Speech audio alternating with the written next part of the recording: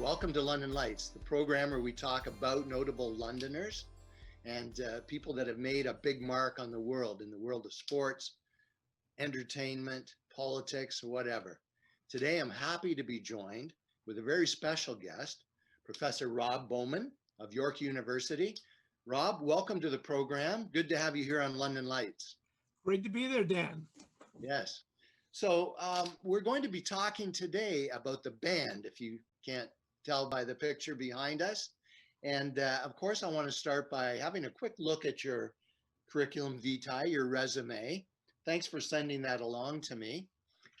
It's funny because when you wrote to me, you sent me a short version, and then there was a long version. I didn't read the long version immediately. I just hit print and wondered 5 minutes later why my printer was still going. You have incredible credentials, but we got lots to talk about. So let's get right into it. In terms of your background, I understand that you've been writing professionally about music for 3 decades now. In 2002, you toured with the Rolling Stones. I'd love to talk about that, but again, that's a whole different show. Dream come You're true. a Grammy award-winning musicologist and a York University professor, and you're going to join us now to talk about the band and their connection to London, Ontario. So the band, of course, has had huge success in the 1960s and 70s. They sold millions of records. They influenced the Beatles, Eric Clapton, even Led Zeppelin. So how did you first become interested in the band, and what's been your involvement with them? Well, I grew up in Toronto, and so of course the band, after I left Ronnie Hawkins, were performing as Levon and the Hawks.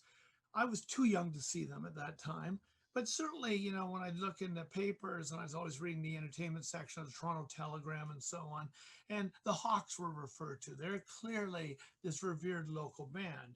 They sort of disappear for a while, and then I'm beginning to read in Rolling Stone about Bob Dylan's backup group working with him up in Woodstock and the Basement Tapes.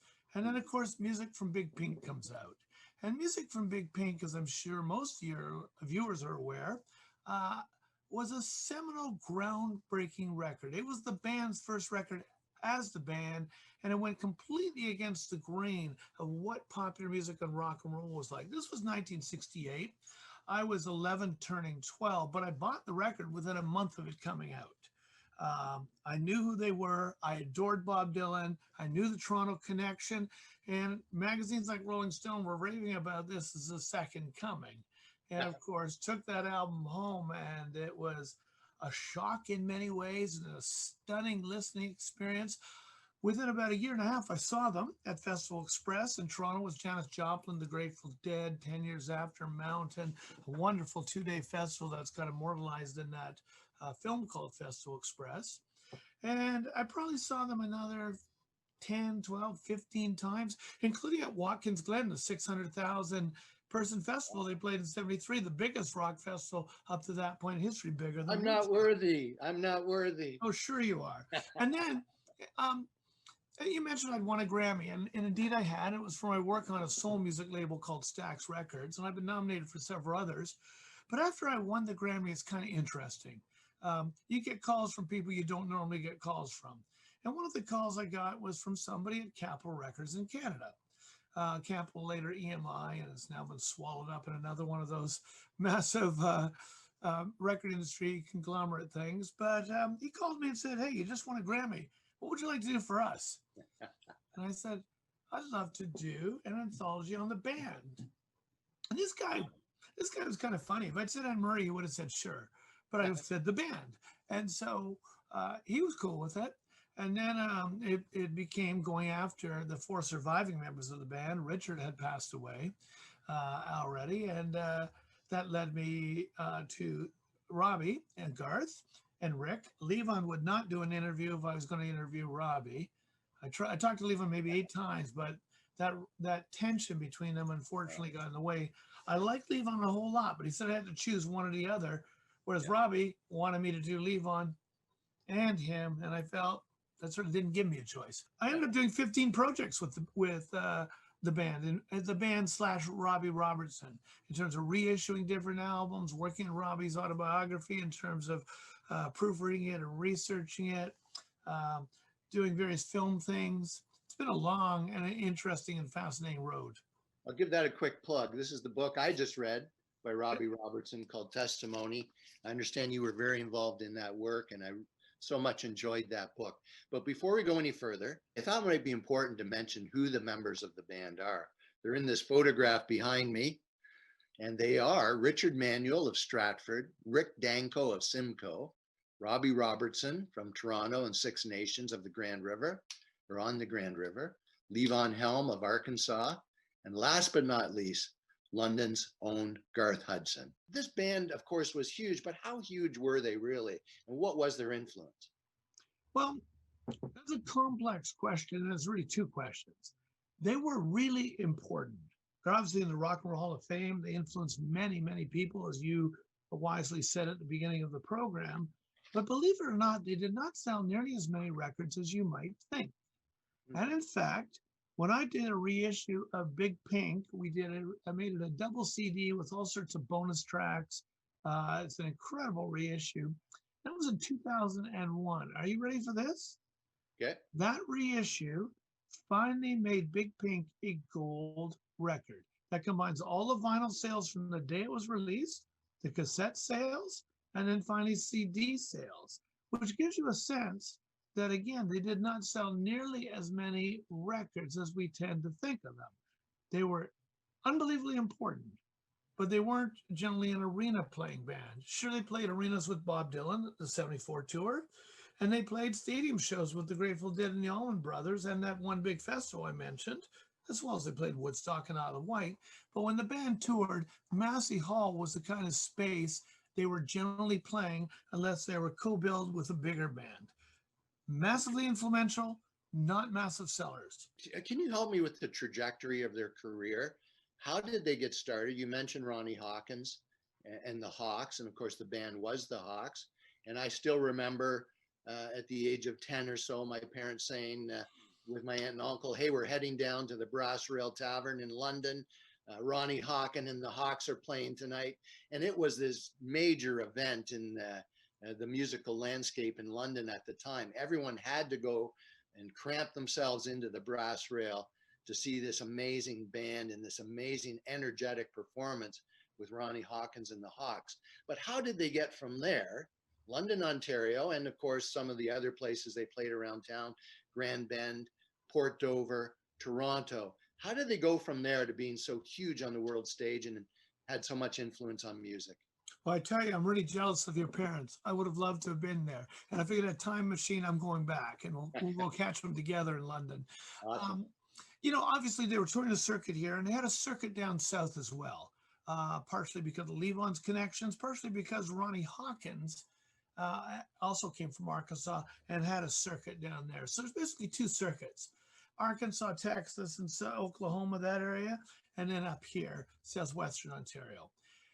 They also played the Jersey Shore once they left Ronnie Hawkins. They had a summer-long gig on the Jersey Shore right at the time that Bob Dylan was thinking of going electric. Bob Dylan's manager, Albert Grossman, had a secretary named Mary Martin, really an administrative assistant, who was from Toronto. She'd seen the Hawks many, many times. When Bob's talking about wanting to go electric, she goes, I know the band you should look to. And in fact, Bob did play Newport in August '65. It was a cobbled together performance, used members of the Butterfield Blues Band who were also playing the festival, brought Al Cooper down. But his next electric gig at Forest Hills is when he reached out to Robbie Robertson. And he actually took Robbie and Levon. He didn't want the whole band, not because Garth, Rick, and Richard weren't incredible. Bob hadn't yet heard them all. But he had he was going to use people he knew, like Al Cooper on keyboard, for example, instead of Garth. Harvey Brooks on bass, who had played on Highway 61 with him. He did that in the Hollywood Bowl with Levon and Robbie. Then was going to go on, they called it a world tour, but it was really just North America and Europe. And he came to Toronto. The band were playing a place called Friar's Tavern. They'd finish at 1 a.m. And then Bob would drop by and they'd rehearse from 1 to 4 a.m. Did that 2 nights in a row. Literally, that's all they did, 2 nights. And Bob was satisfied this group would work for him. And within a couple weeks, they were touring as Bob Dylan and his band, or Bob Dylan and the Hawks, depending where it was billed. But most people just were seeing Bob Dylan or some guys behind him. But they were astonishing. And with Dylan, they reinvented the whole idea of what live rock and roll could be. Anyone who's listened to the live, sometimes called Albert Hall, sometimes called Manchester, double CD from May 66, think about it. The Beatles have 8 days a week was on the charts when this tour started. And Rubber Soul's out by the time of that May gig. The Stones are playing things like Satisfaction. I love the Beatles. I love the Stones. But what Dylan was doing with the Hawks live was the future of the way rock and roll would sound. It was so advanced. Then Bob goes off the road for a few years, has a motorcycle accident, and that provides the perfect vehicle to get off the treadmill he's been on. He's moved up to Woodstock, north of New York City, and the band is paid a retainer to come live there as well, because Bob's still thinking of using the band until his motorcycle accident. Then he realized he's not going to tour, but they see each other virtually every day. 3 of them have a big house called Big Pink, and Garth is one of those 3. And every day Bob comes over and he sits there, writes songs. They go down, work on them. Robbie's writing songs. Richard's writing songs. Rick is actually even writing songs at that point in time. And they're working on what becomes known as the basement tapes. These incredible tapes, probably 6 CDs worth in total, of country, of R&B, of new songs that Bob's writing, and of course, songs that 3 members of the band are writing. And eventually, Albert Grossman, Bob's manager, has become their manager, gets him a contract with Capitol. Music from Big Pink comes up. It's a mysterious record. It's got a painting on the cover. It doesn't have a picture. On the back cover, it's got a picture like the one right behind you. And what do those guys look like? Do they look like they're hippies from the counterculture in 1968? No. They look like they're from some distant photograph from the 19th century, maybe the turn into the 20th century.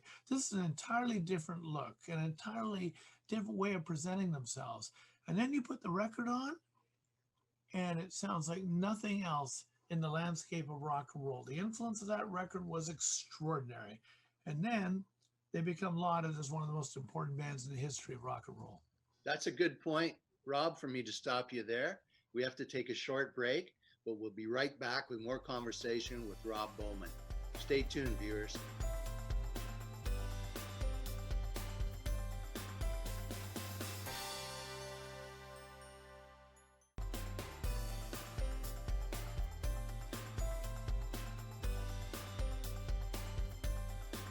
We're back now. I want to talk a little bit now about Garth Hudson. One of my favorite human beings. Amazing guy and an incredible musician. He started here in London, Ontario. I read in Robbie Robertson's book how Garth was playing at his uncle's funeral parlor on Dundas Street before he joined the band. He also played in his church. And a little tidbit here with my family connection with Garth. I have an uncle, Uncle Bill Mailer, who's one of the coolest guys going. The guy walked on air and he was just super cool. And he was friends with Garth. They worked together at a an organ factory on Charles Street off Warncliffe Road in London. And they worked together there in their teen years. And my uncle would make the organs, and then Garth would come over and sit on the loading dock and play the organs just to make sure the sound was right and everything was good. And apparently, as my uncle tells the story, all the neighbors would bring over their lawn chairs and they'd sit and listen to Garth and this incredible music that came from his fingertips on these organs. The band heard him play. They wanted him to join them. They wanted him in the Hawks. And he said, well, I can't. My parents won't agree to that kind of thing. So Ronnie Hawkins, as I understand, had to go over and had a conversation with the parents. And then the band members had to all agree to contribute $10 a week for Garth to be in the band because he was going to be their musical center, as it was. Do I more or less have that story right? You want to add something? You more or less. One important difference is the extra $10. The justification was he was going to give them music lessons. It Okay. wasn't he's going to be the music center. He was going to teach them about different chord progressions, ways of putting harmonies together. Now, did he actually do that? There was never formal lessons, but Garth was certainly the much more advanced, learned musician, and from I guess Garth's parents' concern, what are you doing going to Toronto to join this rock and roll band when you already are this master of Anglican hymns, 19th century parlor music, march stuff? I mean, Garth's musical mind is unbelievable how much music is in there and how he can draw on it. And so they just really wanted him, and they needed to put that money in to actually get him to join the band. But something you left out that I think Londoners might enjoy: Garth was part of a band called Paul London and the Capers before he joined the Hawks. And Paul London, and Paul had a different last name, but he named himself London because he was from London. Paul London and the Capers actually recorded for a subsidiary of Chess Records in Chicago. There's at least one single that Garth is on that has this great London connection. That's kind of obscure in history, but very, very cool. You mentioned Garth's band, the Capers. My uncle was a sign painter, and he was asked to do the bass drum for Garth and his band. So he always told us about that. He was kind of proud of it. The Capers on the bass drum. Oh, that's so, so cool. I hope he took a picture.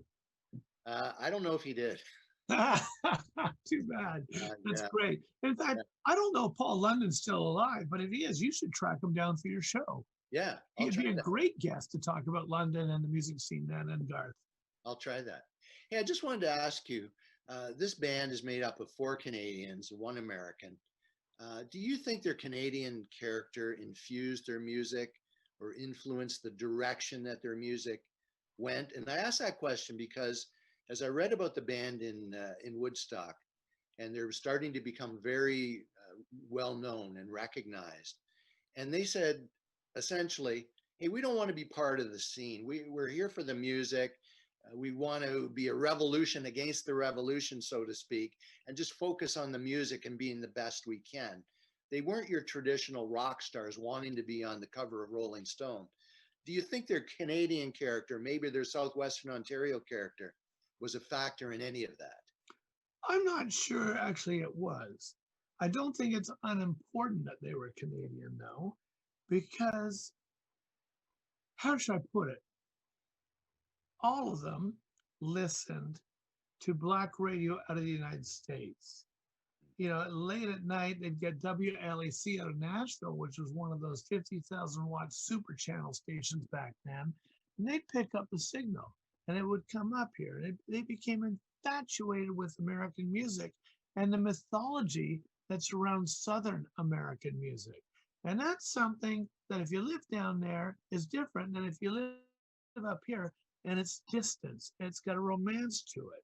So I think that's really important. Garth, in fact, if I remember correctly, took a boat across to Cleveland to try to get into Alan Freed's very first rock and roll show ever. Because Garth in London was actually hearing Alan Freed, the first so-called rock and roll radio program where a white DJ is playing black records on a white station for a white audience. Obviously, black DJs were playing those records for a black audience before. But that's incredible. Garth is right there at the birth of this music, at least as it reaches white homes.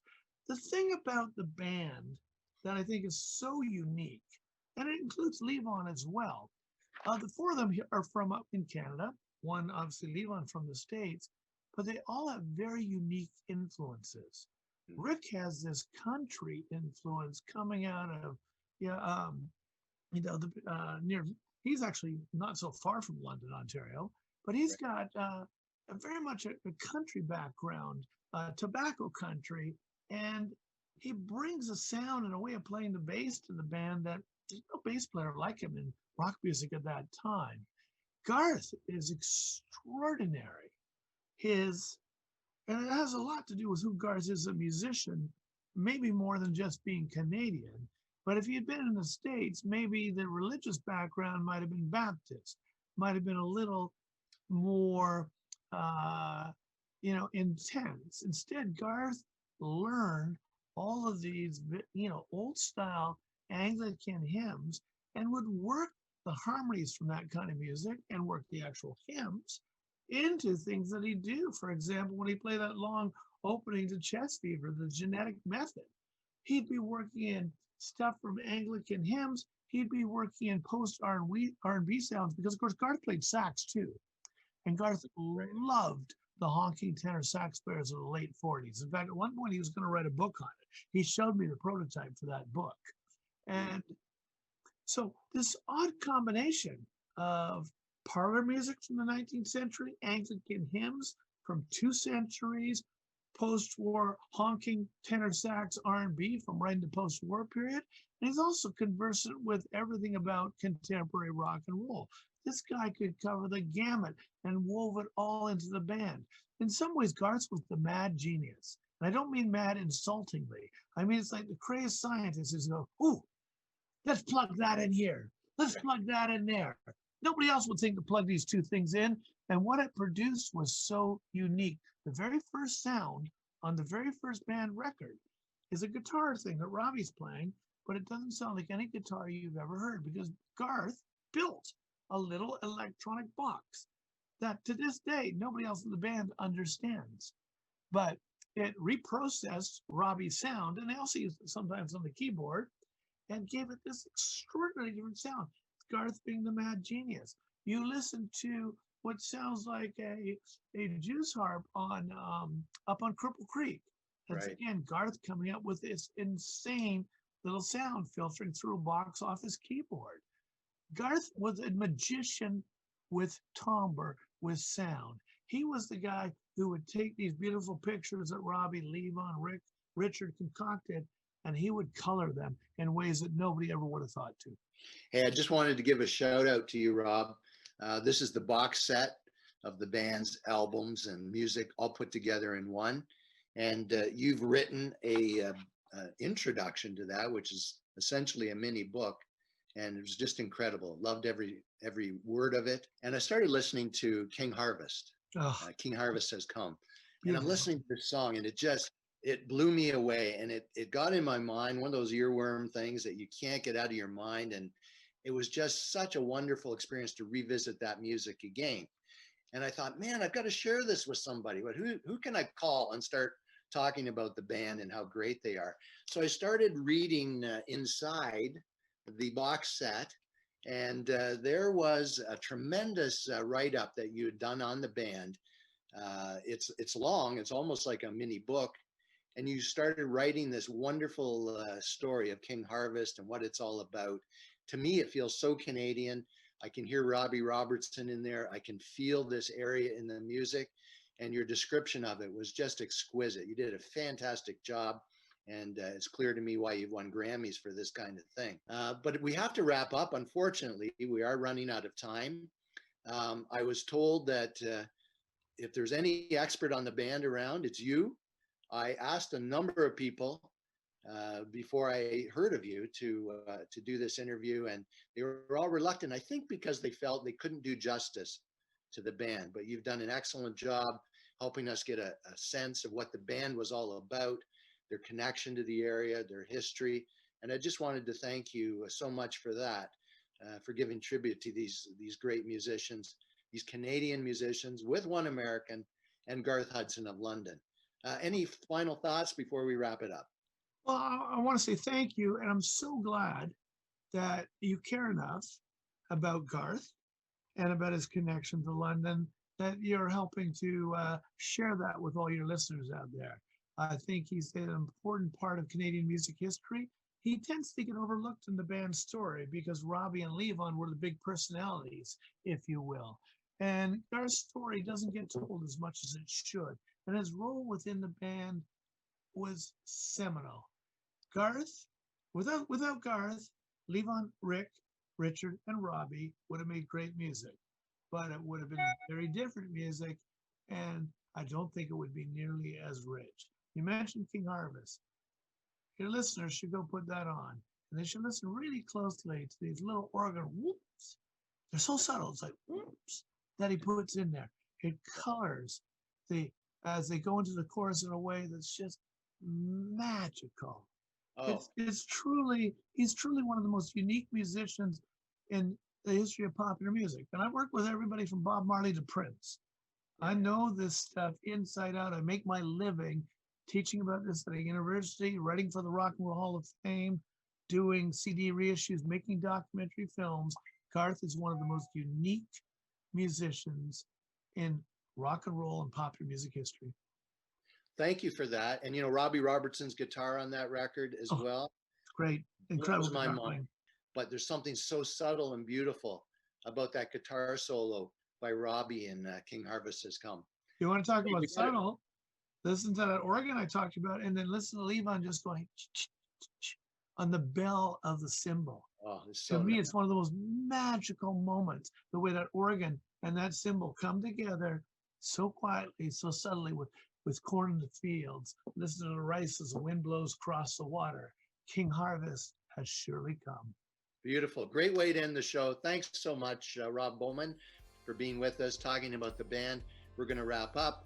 Stay tuned for more London Lights episodes coming up in a couple of weeks. We'll talk to you all soon. Thanks again. Take care.